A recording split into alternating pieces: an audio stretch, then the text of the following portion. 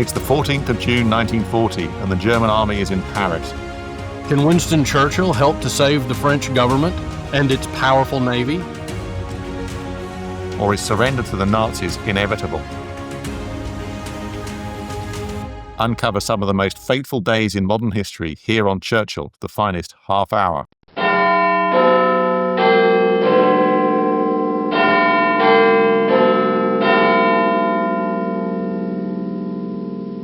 Welcome to Churchill, the Finest Half Hour. I'm Warren Dockter, and joining me is my arch nemesis and greatest fanboy, Richard Toye. Hi, Richard. Hi, Warren. So I mentioned, Richard, from Churchill and Britain's perspective, the Germans' occupation of Paris is an utter terrible moment for him, and particularly in the way he thinks of French as sort of civilizing force, I think. Yeah, the fall of Paris was an absolutely catastrophic event.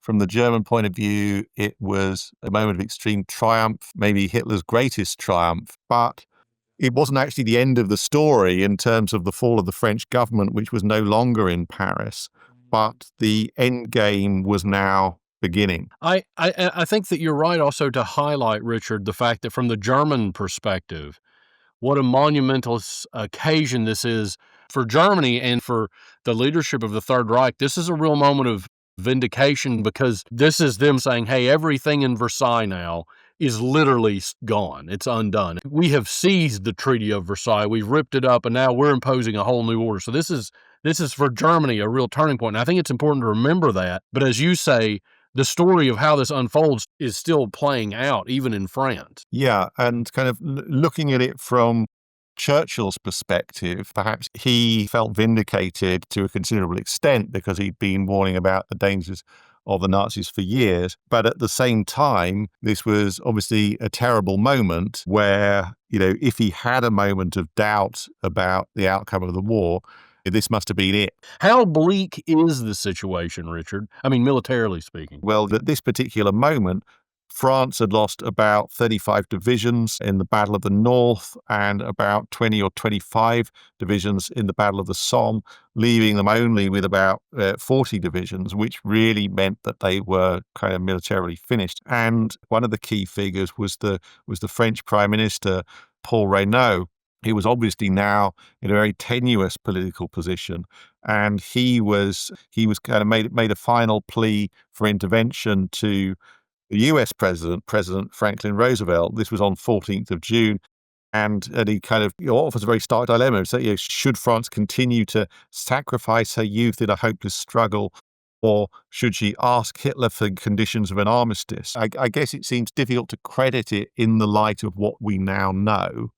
We know how bad the actual armistice conditions would be, but people may have thought that it was worth asking for an armistice earlier rather than later because the conditions would be better. What do you think about that? Yeah, I mean, that's one of those areas where it's real easy to look back and say, well, we know obviously the Nazis are going to have outrageously difficult armistice terms, but there was no way they could have known that at the time. I mean, it's worth saying that at this point, Reynaud still was, at least on the surface, still arguing for fighting on. I mean, he wasn't just completely throwing in the towel, but at this moment, Reynaud is isolated in his position. He had always, opposed any kind of Nazi rearmament and had kind of broadly been singing from the same hymn sheet that Churchill had been coming from. Yes, exactly. I think it's probably worth exploring some of those other French leaders who would step in. We obviously know about de Gaulle. We might want to just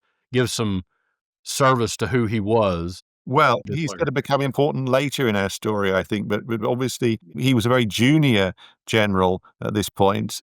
He'd been appointed Under Secretary of State for National Defense, and he was an advocate, of course, of continuing the war. He was also an advocate. He'd written on the need for concentrated, mobile armed forces, tank warfare and so forth, and was largely marginalized. So he was a pretty junior figure. So he was about to become really important, but he wasn't really important yet. The key players at this moment, I think, I would highlight General Maxime Weygand, who had been born in 1867, so he was relatively old at this stage.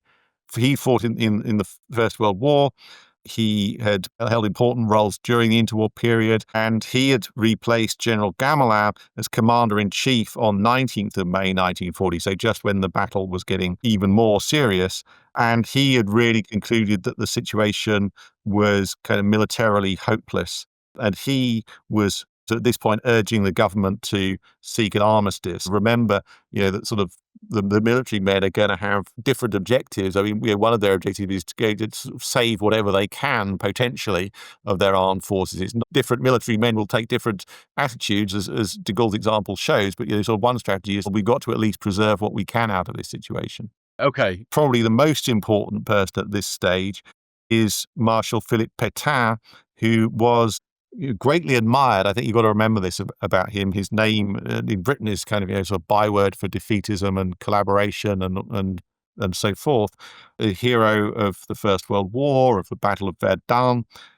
He'd been appointed deputy prime minister by Reynaud, possibly a big mistake, one might say. Churchill thought he was a dangerous man and definitely a defeatist. So Churchill was familiar with these people. He knew their character, and of course he'd been back and forth to France multiple times since becoming prime minister. So if we think about what his attitude was, I mean, again, he had a different perspective on saving things from the wreckage. The French who were in favour of armistice were in favour of preserving as much as their armed forces by securing a sort of rapid peace, whereas Churchill's idea of saving stuff from the wreckage was that people should carry on fighting as long as possible, make it as difficult for the Germans as possible, which of course meant further destruction on French soil. And then he wanted the French army, to continue fighting from North Africa, remembering, of course, the French Empire and the resources that it had as well, which became important in the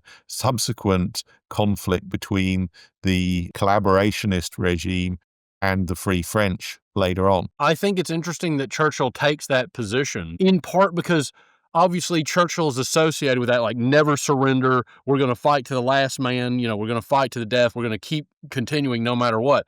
But of course, also from Churchill and Britain's perspective, the more that the Nazi war machine has to fight in France and in North Africa means that it'll spend itself out there and not focused on Britain. Exactly. So, I mean, this is kind of the dilemma, or the feeling that the French have, which is that Churchill is somebody who wants to fight to the last Frenchman, and Right.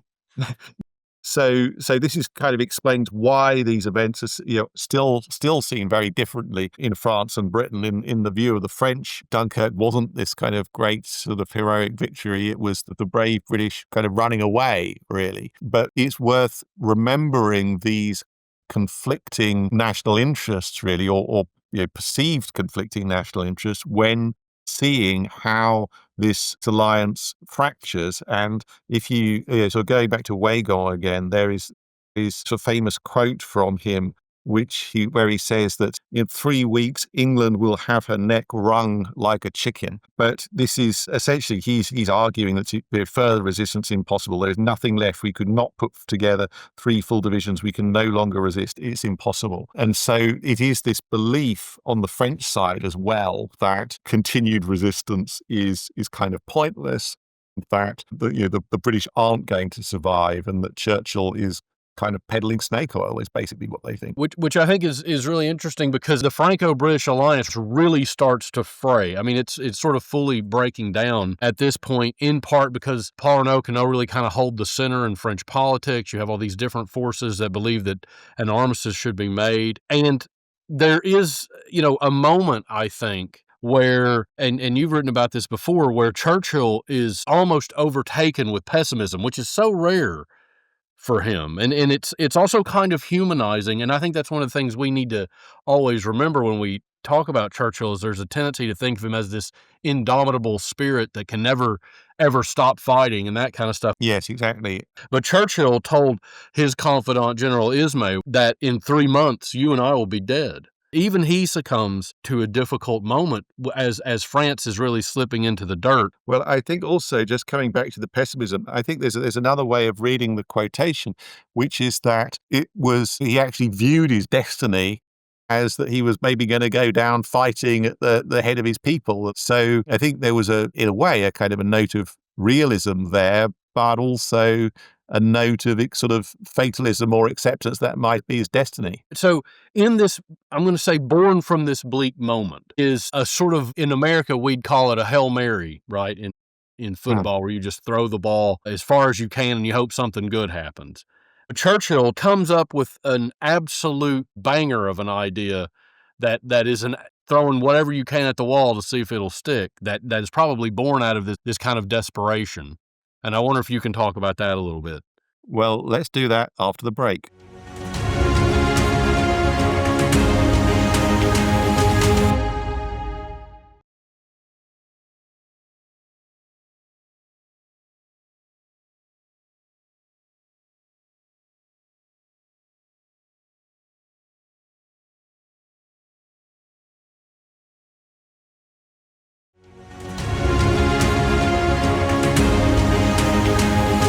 Welcome back to Churchill, the Finest Half Hour. I'm Warren Doctor, and with me, as ever, my partner in crime, Richard Toye. It's 14th of June, 1940, and the Germans are in Paris. The French government is leaving the city of Tours and heading to Bordeaux. In these circumstances, what are the aims of Churchill's government in London? And it proposed some pretty interesting ideas. Okay, so this idea, which was pretty radical, it was so-called Franco-British Union, a kind of a merger of the two countries, which sounds, well, surprising, I suppose, was put on paper on that day, the 14th of June, by French and British civil servants. The key figure was Jean Monnet, who was chair of the so-called Anglo-French Coordinating Committee and was later going to be a major figure in the history of European integration. And so this idea gets to Churchill the same day via Leo Amory, who was the guy who Churchill pushed into a swimming pool at Harrow School when he was a kid. And Amory never entirely got over it, I think. But he was now Churchill's Secretary of State for India. And he sort of went to Churchill and said he was desperately worried about what would happen if the French threw in their hand, as he put it. And he said that this situation called for some very dramatic gesture of comradeship to the French to save the situation. But at this point, according to Jock Colville, who was Churchill's private secretary and who kept this kind of amazing diary, Churchill's reaction on this day, Friday, 14th of June, was, quote, bored and critical. So at the first meeting of the War Cabinet on the 15th of June, you could see that Neville Chamberlain starts running through a memorandum about the union between France and Britain. And as you said, Richard, it's almost kind of just making them one big country, but that it's not really well put together. But Churchill, and I wonder how much of this comes from the fact that he had been First Lord of the Admiralty in the First World War, and so he's a Navy man, or I think is maybe a Navy man in his own mind. But that one of any points of any kind of union that this settles on for him must include the French fleet, and that the French fleet must immediately leave the French waters and go to a British port. And the context for that is the fact that the French government was still divided on whether to seek peace terms from the Germans or whether to fight on, potentially from the French Empire in North Africa. And there's a sort of compromise proposal that passes the Council of Ministers in France, that through a third party, the government could inquire what the terms of an armistice might be. Remember, there's been this battle within the British cabinet at the end of May about whether or not to do the same. Now, on the face of it, it's just saying, well, what would the terms be? Going through an intermediary rather than directly. But the British are obviously very worried about this and think that this will be a kind of a slippery slope, that once you start asking about armistice terms, well, you're kind of really starting a negotiation and the armistice is more or less kind of bound to come about. The whole context is that the French are trying to get out of their previous commitment not to make any kind of separate peace, that both Britain and France had pledged to the other that they wouldn't try and do that. And that really kind of, again, proves not to be worth the paper that it's written on, as the French, in their desperate situation, seek to extract themselves from that commitment. Britain is very reluctant to be associated anyway with any kind of potential peace settlement, wants to rescue anything that it can out of that situation. So Britain did formally consent, did give its agreement to France seeking an armistice, but only provided that the French fleet is sailed forthwith for British harbours pending negotiations. In other words, yes, you can have an armistice, but only if you send us the fleet. So the French fleet would effectively have to leave French waters and enter British waters.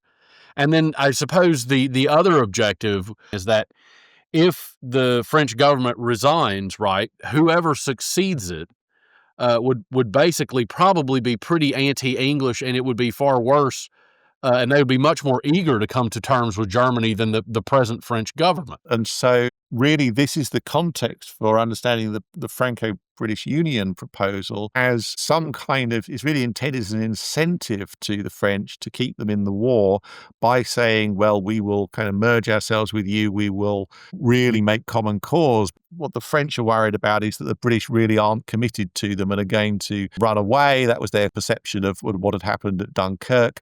And so the British are trying to say, look, we're really in this for keeps. So on the morning of the 16th of June at the cabinet meeting, they were considering the French request that had come through to see if they could explore what those terms might be from Germany. But of course, that the British objectives would effectively have to be to save the French fleet. And then I suppose the other objective would be to try to encourage the French government to try to continue to carry on the war, or at least create enough of a headache for Germany that it slows their advance down in a significant way. Yeah, indeed. Even if there obviously had been defeat on the land and the occupation of a substantial part of France. So, Churchill, as always, is the one who sums up the war cabinet decisions. And the decision, therefore, is that Britain is prepared to release France from its treaty obligations, i.e. not to seek a separate peace, only to the limited extent that France would be able to make inquiries about what peace terms might be, and only provided that the French fleet was ordered to sail for a British harbour. So the condition which the French are probably not going to be very keen on.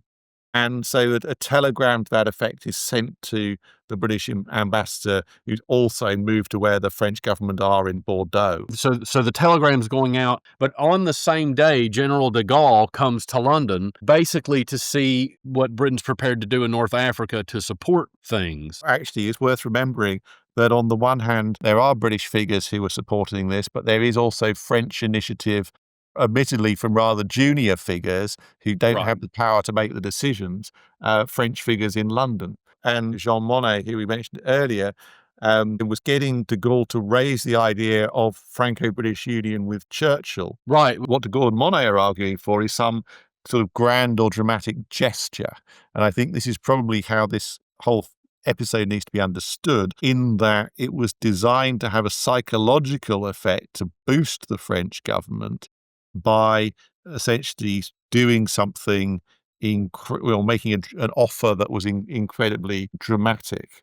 And so in the meantime, there's also an awful lot of confusion going on, because this permission which the British have granted to the French to find out information about peace terms is then withdrawn in another telegram. So this is a kind of quite dysfunctional decision-making, really. I think that's interesting on a couple points. I mean, like, if you think of this as a governmental function, it's deeply chaotic, because this proposal is coming from de Gaulle, as you said, who's quite junior at this stage, and it's easy to forget that. And then Churchill, who was initially suspicious of this idea, or maybe hesitant around this idea, decides actually it is important to pursue this idea. And I love this, that he changes his mind on it, because he later said in the minutes that his first instinct had been against the plan, but in this grave crisis, we must not let ourselves be accused of a lack of imagination. And I think that reveals something about his personality and what's going on. And so in his memoirs, when he's the historian writing the history, he says that he was encouraged by, there was a lot of opinion favorable to this great union of France and Britain. And so the war cabinet sit down to draw up what this union might look like. Yeah, and this is 3 p.m. on Sunday, the 16th of June. It proposes the indissoluble union of our two peoples and our two empires, and really is maybe a pretty kind of rushed document. There's two statements which are worth quoting. First of all, the two governments declare that Britain and France shall no longer be two nations, but one Franco-British Union, and that every citizen of France will enjoy immediately citizenship of Great Britain. Every British citizen will become a citizen of France. Now, there is arguably, now this might sound a bit pedantic, but maybe that isn't a very logical statement, because if the two countries merge, then neither of them exist any longer, so you can't be a citizen of one or the other. It should have said that each citizens of both countries will be citizens of the Franco-British Union. As I say, Right. maybe that's kind of picking holes, but I guess it's also worth mentioning that there's an American aspect to the document as well. The Union, this Franco-British Union, appeals to the United States to fortify the economic resources of the Allies and to bring her powerful material aid to the common cause. Again, this hope that maybe by doing something dramatic that it could persuade the Americans, if not necessarily to actually enter the war, at least to provide economic support and weapons and artillery and so Right. forth. I also think it's worth reflecting on the radicalness of this union, that effectively the empires everything would kind of merge into one unit. And in doing so, I can't help but wonder if you don't see some of the scant beginnings of a kind of European Union, United States of Europe, which of course we discuss as a post-war idea. But if you can't see some of the beginning of those kinds of ideas that Churchill pursues in the post-war emerging here, or at least this sparking his imagination around it. Yeah. So I think it's a really remarkable moment. And even though it obviously doesn't play out that way, it's still interesting to consider in this context. And though, as you said earlier on, Churchill hadn't necessarily been initially that keen on this, in this moment where it's agreed by the British cabinet, he becomes pretty positive. He's absolutely beaming. He's suggesting that de Gaulle might become the commander of a united Franco-British army. And Churchill, he kind of mangles his French a bit. He says, "L'orangerie, I'll fix it up." And a sort of off-the-cuff comment, which he probably couldn't really make good on, had had he done so, it probably would have been very problematic. But then the question is, what happens then when the offer is actually relayed to the French themselves? Right. De Gaulle himself rings Paul Reynaud, the French Prime Minister, with the text, and Reynaud is kind of over the moon at this point. But unfortunately, things then run into the sand. Reynaud is undermined by his own political opponents within the French government when they get hold of the text. And, well, then it gets as far as the French Council of Ministers, which meets at 5 p.m., but things don't go well. Right, because even Marshal Pétain, who is a major figure, he says it would be a marriage to a corpse. And I guess that really this proposal, which was supposed to have this sort of huge dramatic effect on French morale, just really doesn't get taken seriously. Yeah. Basically, they saw it as a kind of British plot to overthrow the French Empire, and that's certainly how Pétain frames it in his own thinking, I think. And it's even said at the French Council of Ministers that they would be better off as a Nazi province, because at least they would understand what exactly that meant. And it's a non-starter from the French position, and Paul Reynaud doesn't even call for a vote. I mean, they don't even actually properly discuss the union. So Paul Reynaud is completely deflated and basically resigns. So at this point, Churchill and the British have lost any influence they have really over developments within the French government, which probably hadn't been that high in the first place and had been sort of progressively declining. So that by 8 o'clock that evening, Reynaud, the last sort of ally that Churchill has and that's considering how to fight on, has to resign. And then Marshal Pétain is invited to form his own government. So the whole thing collapses before it can ever take off. Yeah, so really it's an emotional roller coaster for Churchill, who's sitting on a train at Waterloo, about to head off for Southampton, and for a Royal Navy destroyer that's going to take him to France for, he hopes or expects, confirmation of the deal, and then is kind of stunned by the fact that the offer has not been accepted. And clearly, there are all these kind of what ifs of history. Yeah. Or as Winston Churchill put it in his memoir, of the Second World War, the manner of the fall of France was decided on the 16th of June by a dozen chances, each measured by a hair's breadth. Yes, exactly. But at the same time, things were clearly going extremely badly. It probably wasn't anything really to do with the Franco-British Union that really triggered the collapse of Reynaud's government. It was going to come sooner or later. Maybe it came a little earlier than it might otherwise have done. But because of this sequence of events with Pétain, remember, this kind of widely respected hero of the First World War, now in charge of the French government, and in the early hours of 17th of June 1940, he makes the fateful decision to ask the Germans for peace terms. So Marshal Pétain forms a new government and acts incredibly quickly. By the 17th of June, that Monday morning, he's already formally requested armistice terms from Germany, and then he addressed the nation just past noon later that day. Yeah, he addresses the nation,